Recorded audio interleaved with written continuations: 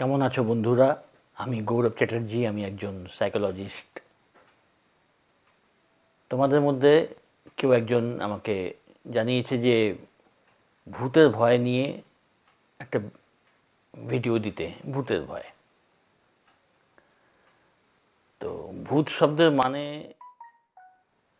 কি আছে আমি খুব একটা জানি না, তবে এটুকু মনে হয় একটা তো শাস্ত্রে রয়েছে পঞ্চভূত, আর আরেকটা রয়েছে ভূত মানে অতীতকাল, মানে পাস্ট, সেরকম ভূতকাল বা ভূত, ওই মানে টাইমটাকে বলে। আমার মনে হয় এক্ষেত্রে ওটাই ব্যবহার হয় ভূতের ক্ষেত্রে।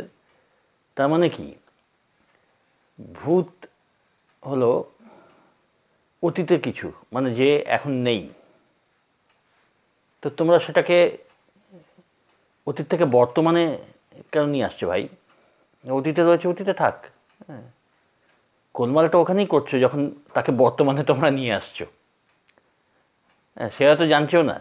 হ্যাঁ, তো ব্যাপারটা হলো তাই যে ভূত নিয়ে, আচ্ছা তোমরা এটাই বলো যে তোমরা যারা ভূতের ভয় পাও, এখন পর্যন্ত তোমাদের জানার মধ্যে বা তোমাদের নিজের কজনের সামনে ভূত এসছে, বা তোমাদের চেনা জানা কজনের ঘাড় মটকেছে বলো?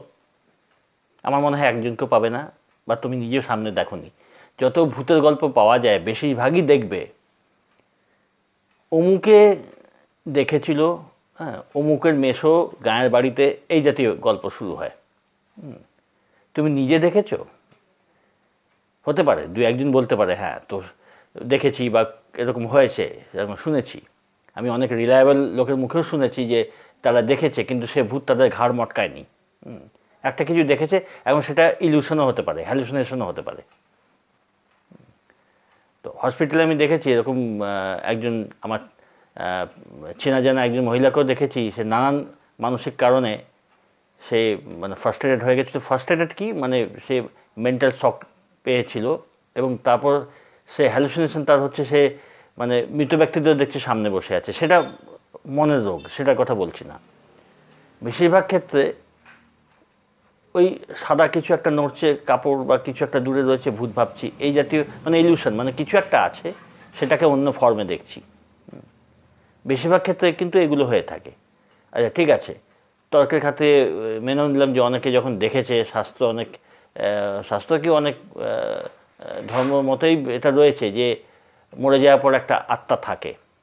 এটা অনেকেই মানে, অনেক সব ধর্ম মতেই রয়েছে যে মৃত্যুর পর একটা কিছু অস্তিত্ব থাকে। ঠিক আছে, ধরে নিলাম।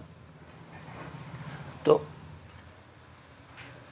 সেটা, এটা বলতে পারি যে স্বামী বিবেকানন্দের একটা লেখা ছিল যে প্রত্যেকে আলাদা আলাদা ভাইব্রেশনে থাকে। আমরা যখন যেই ভাইব্রেশনে রয়েছি, আমরা যেমন ভূতকে দেখতে পাচ্ছি না, তারাও তাদের ভাইব্রেশনে রয়েছে, তারাও আমাদের দেখতে পায় না। স্বামীজির কথা যদি ধরা যায়, তো ঠিক আছে, তারপরেও মানলাম যে কেউ মাঝে মধ্যে ভূত দেখে, কিন্তু ওই আজ পর্যন্ত যারা বলেছে বা ভূতে ভয় পেয়েছে, তাদের কাউকেই কিন্তু ভূতে ধরেনি, বা তারা কিন্তু কেউ ভয়ই পেয়েছে, কিন্তু তারা কেউ প্রবলেমের কথা এটা বলেনি যে মানে ভূত আমাকে ধরেছে বা ভূত আমার ক্ষতি করেছে। এরকম খুব কম এক্সাম্পল, এক একটা থাকলে সে হয়তো সেটা স্টাডি করলে দেখা যাবে অন্য কোনো কারণ বেরোচ্ছে। কিন্তু প্রপারলি তোমরা যারা জেনারেলি লোকে ভূতে ভয় পায়, সেখানে দেখা যায় যে সে ভয়ই পেয়ে এসছে সারা জীবন, ভূত কিছু করেনি, কিন্তু বিনা কারণে তোমরা তাদের বেচারাদের বদনাম করে যাচ্ছ, সেটা আলাদা ব্যাপার। কিন্তু এগুলো কিন্তু হয়নি। এগুলো যদি হয়ে থাকে, কারোর যদি এরকম থাকে, ভূতের একটা ভয় বা এরকম একটা থাকে যে লাইট চলে গেল, অনেকের থাকে যে লাইট চলে গেল আতঙ্কে ভয় পেল, এটা ভয় পাওয়া, ভয়। তো এটা হলো কি না, ভূতের অস্তিত্ব আছে কি না আছে সেটা বড় কথা নয়, থাকলে থাকতে পারে। কিন্তু কথা হলো, ভূত থাক বা না থাক, ভয়টা তো থাকে।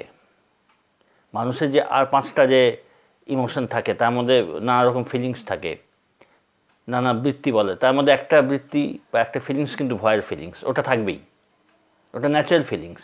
হ্যাঁ, কারণ ভয় আমাদের অনেক জায়গা থেকে অনেক কিছু থেকে কিন্তু প্রোটেক্ট করে, বাঁচায় অনেক সময়।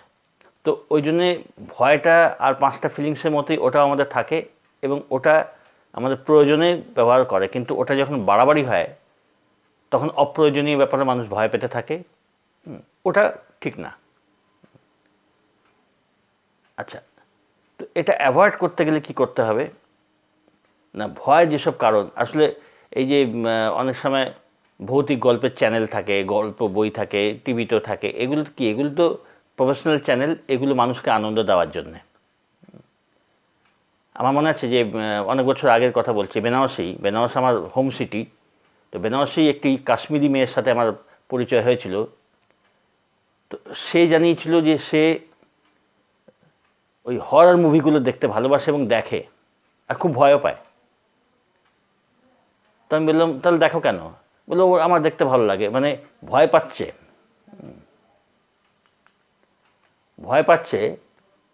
আর বলছে আমি খাবার খেতে খেতে ওই হরর মুভি দেখতে দেখতে খাবার খাই। হ্যাঁ, ভয় করে না? হ্যাঁ, খুব ভয় করে, তাও দেখি। তো এটা কি, এটা ওর একটা অ্যাডিকশনের মতো অবস্থা। হ্যাঁ, যে ভয় পাচ্ছে তাও ওই হরর মুভি দেখতে দেখতে সে খাবার খাচ্ছে। তো এইসব মিডিয়াগুলো কি করে না, ওরকম হরর মুভি তৈরি হচ্ছে, এসবের কারণই হলো ভয়ের মাধ্যমে একটা আনন্দ দেওয়া, একটা অ্যাডিকশন।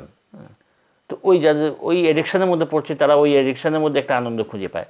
এখন সেই মেয়েটি ভূত জীবনে কখনো দেখবে কিনা আমি জানি না, কিন্তু ডাক্তারের সঙ্গে তাকে দেখা করতেই হবে যা মনে হচ্ছে। তাই তো মনে হয় তার ধরন দেখে। তো প্রথম কথা এটাই যে এই ধরনের মিডিয়াকে বা তার সিনারি দেখে এটা হয়তো অনেকে আনন্দ হিসেবে নিচ্ছে। হ্যাঁ, কিন্তু ওটা অবচেতন মনে একটা ভয়ের সেন্সেশন কিন্তু তৈরি হয়ে থাকে। ভাবছে যে এসব ভূতের সিনেমা বা ভূতের বই দেখতে কি, আনন্দ পাচ্ছি, সে তো আর তো কিছু করছি না। না, যদি তোমার পার্মানেন্টলি ভয় ভূতের থাকে, তাহলে এগুলো দেখলে চলবে না। কারণ ওই তুমি আনন্দ পাচ্ছ, সেটাই কিন্তু অবচেতন মনে একটা ভয়ের ফিলিংস তৈরি করে দিচ্ছে। যখনই ওরকম পরিবেশ তৈরি হচ্ছে, ভয়টা চলে আসবে তোমার সামনে। তো এটা দেখতে হবে যে ওটা আনন্দের ফিলিংস হোক আর যাই হোক, এই ধরনের গল্প বা এর থেকে যত সম্ভব নিজেকে দূরে রাখো। মানে যাদের ভয়ের ব্যাপারটা আছে যাদের মনে, তাদের কথা বলছি, সেটা ভালো। তাদের সেগুলো অ্যাভয়েড যত করতে পারো সেটা ভালো। যারা ভীতু মনস্ক মানুষ, তাদের সঙ্গ করবে না, বা সঙ্গ করলেও তাদের সঙ্গে কথাবার্তা বলবে না বলছি না, তার সাথে মিশবে এমনি ঠিক আছে, কিন্তু এই ধরনের টপিক বা যেখানে সে ভূতের ভয় না হলেও অন্য ব্যাপারেও যেখানে সে ডিপ্রেসড হচ্ছে, একটু ভয় পাচ্ছে, সেরকম মানুষদের কাছ থেকে যত প্রয়োজন ছাড়া না মেশা ভালো। কারণ তারা তোমার মনকে দুর্বল করে দিচ্ছে। সঙ্গের একটা বিরাট এফেক্ট আছে। সাহসী যারা, হ্যাঁ, তাদের সাথে মেশো। এটা একটা ব্যাপার। আর একটা, সাহসিকতাপূর্ণ যদি নভেল পড়তে পারো, গল্প পড়তে পারো, নভেল মানে আজারে নয়, যে আমাদের সাহসের ব্যাপার আছে, সে ধরনের কাহিনী শোনো। কারণ ঠিক উল্টোভাবে তোমাকে চলতে হবে একদিন যেভাবে চলেছ, এটা রয়েছে। আর একটা হতে পারে যে মেডিটেশন করা অভ্যেস করো, এবং মেডিটেশনের মধ্যে মনকে একটা জায়গায় স্থির করে, শরীরের কোনো, যেমন বুকের মাঝামাঝি মনকে স্থির করে সাহসের কথা চিন্তা করো, আর নিজেকে বলো যে সবসময় আমি সাহসটাকে ধরে রয়েছি, আর একটা শক্তি আমাকে সবসময় রক্ষা করছে। আর অনেকে সাহস আনার জন্যে বা ভূতের ভয় রিমুভ করার জন্যে নাম জপ করে, ঠাকুরের নাম জপ করে। তো সে মানে এটা সবই মনকে সাপোর্ট করার জন্যে। তো করতে পারো। অনেকে বলে যে সঙ্গে লোহা থাকলে ভূত ধরে না, করতে পারো। যেটা তোমার মনকে সাপোর্ট করে, জোর দেয়, তাই তুমি করো, বাধা কিছু নেই। কিন্তু আসল জিনিস হলো মনের ব্যাপার। ভূত এসে তোমাকে কেউ কিছু করছে না। তো মনের সাপোর্টের জন্য যা পারো করো। মেডিটেশনের মধ্যে যদি বারবার নিজেকে অ্যাফার্ম করতে থাকো যে আমার মনে খুব সাহস জাগছে, ভয় দূর হচ্ছে বলো না, সাহস জাগছে এটা বলো, যে কোনো কিছুতেই আমার সাহসের অভাব হচ্ছে না। নাহলে এই সামান্য লাইট চলে গেলেও ভয় পাচ্ছ। হ্যাঁ, পাড়ার কোনো জায়গায় তোমাকে যেতে হবে, একটুখানি অন্ধকার ভয় পাচ্ছ, অন্ধকারকে ভয় করছো। কোনো জায়গায় কেউ মারা গেছে, হ্যাঁ, সেই জায়গা দিয়ে পাস করতে তোমার ভয় হচ্ছে। হ্যাঁ, আমি তো দেখেছি যে দূরে কোথাও একটা মোষ মারা গেছে, মোষকে নিয়েও যাওয়া হয়েছে, একটা মানুষ যে ভয় পেত সে সন্ধেবেলা ওই রাস্তা দিয়েই যাচ্ছে যে পাছে মোষের ভূতটা তাড়া করে থাকে। তো এরকম পর্যন্ত ভয় পেতে দেখেছি লোককে। ছাদে হয়তো কাপড় মেলা হচ্ছে, ভুলে গেছো, মেয়েদের ক্ষেত্রে বেশিরভাগ ছাদে উঠে কাপড় নিয়ে আসতে ভয় পাচ্ছ। তো এরকম ক্ষেত্রে ওইটাই, নিজেকে বারবার সাহসের ধ্যান করো, আর চিন্তা করতে পারো যে তোমাকে একটা অদৃশ্য শক্তি তোমাকে রক্ষা করছে। এটা অভ্যেস দিয়ে হবে, এটা অভ্যেস করতে হবে, চিন্তা করা যে একটা অদৃশ্য শক্তি তোমাকে সবসময় প্রোটেক্ট করছে, রক্ষা করছে। এবং আস্তে আস্তে দেখবে তুমি এর থেকে এইগুলো প্র্যাকটিস করতে থাকো। আর যেগুলো বললাম যে ভালো সঙ্গ, মানে সাহসীদের সঙ্গ করা, হ্যাঁ, সাহসের কাহিনী শোনা, আর ওইসব ভৌতিক কাহিনী বা মুভি এর থেকে নিজেকে দূরে রাখা, আর এই মেডিটেশন করা, নিজেকে বারবার অ্যাফার্ম করা, আর কল্পনা করা যে একটা সাহসের শক্তি তোমাকে সবসময়, ঈশ্বরীয় শক্তি তোমাকে প্রোটেক্ট করছে। এই জাতীয় এগুলো মনকে সাপোর্ট করে, মনের সাহস বাড়াতে সাহায্য করে। এগুলো প্র্যাকটিস করে দেখো। আর তারপরে যদি কারোর কোনো সংশয় থাকে, জিজ্ঞেস করা থাকে, আমার সঙ্গে কন্ট্যাক্ট করতে পারো। ভালো থেকো। আর এগুলো প্র্যাকটিস করলে দেখবে কোনো ভূত কামড়াচ্ছে না তোমাকে, নিশ্চিন্তে থাকো। ঠিক আছে, সঙ্গে থেকো, পরে দেখা হবে।